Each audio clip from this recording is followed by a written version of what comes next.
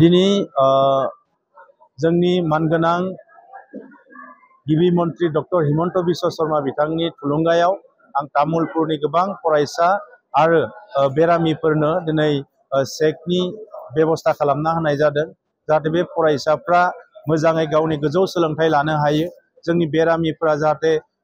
मुलि बायनायजों लोगोसे माखासे ट्रिटमेन्ट लानो हायो बेनि थाखाय जोङो बेरामि आरो फरायसाफोरखौ थुलुंगाखां होनो थाखाय नै चेक होनाय जादों आरो बिटिसि सरकारनिफ्रायबो गोबां चेक जोङो फैबाय थानाय समाव होनाय जागोन आरो माखासे फरायसाफ्रा बेरामिफ्रा चेक मोननो हायाखै दा बिथांमोननोबो बै फरायसाफोरनोबो चेक होनायनि थाखाय फैबाय थानाय समाव बेबस्था खालामनाय जागोन दिनैहाय जोङो 100नि बांसिन फरायसाफोरनो आरो बेरामिफोरनो चेक होनाय जादों आरो गाबोन समफोरनि गेजेराव माखासे फरायसा आरो बेरामिफोरनो जोङो 100नि बांसिन आरो चेक होबावनायनि बेबस्था खालामनाय जादों। আজি আমাৰ অসমৰ জনপ্ৰিয় মুখ্যমন্ত্ৰী ডক্টৰ হিমন্ত বিশ্ব শৰ্মা ডাঙৰীয়াৰ নেতৃত্বত মই তামুলপুৰ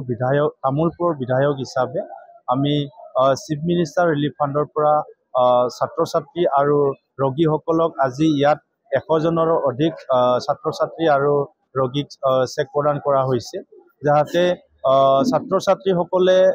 উচ্চ শিক্ষা ল'ব পাৰে আৰু ৰোগীসকলে যাতে কিছু সহায় হয় যে মেডিচিন লোৱাত বা কিছু ট্ৰিটমেন্ট লোৱাত যাতে সহায় হয় এই কাৰণে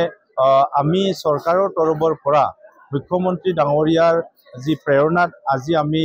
ইয়াত চেক বিতৰণ কৰিছো আৰু বহুতক চেক প্ৰদান কৰা হৈছে কিছু ব্যক্তি বা ছাত্ৰ ছাত্ৰীৰ চেক আৰু আহিব লগা আছে যেতিয়া চেক আহিব আমি দিয়াৰ কাৰণে ব্যৱস্থা কৰিম প্ৰতি বছৰে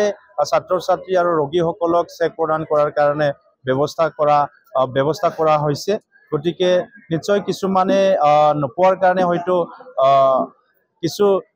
টেনচন হ'ব পাৰে মই এই ছাত্ৰ ছাত্ৰীক অনুৰোধ জনাম আমাৰ অহা বছৰৰ বহু ছাত্ৰ ছাত্ৰী আমি চেক প্ৰদান কৰিব লগা আছে আৰু ৰোগীসকলক প্ৰদান কৰিব লগা আছে গতিকে সকলোকে দিয়াৰ কাৰণে চেষ্টা কৰিম।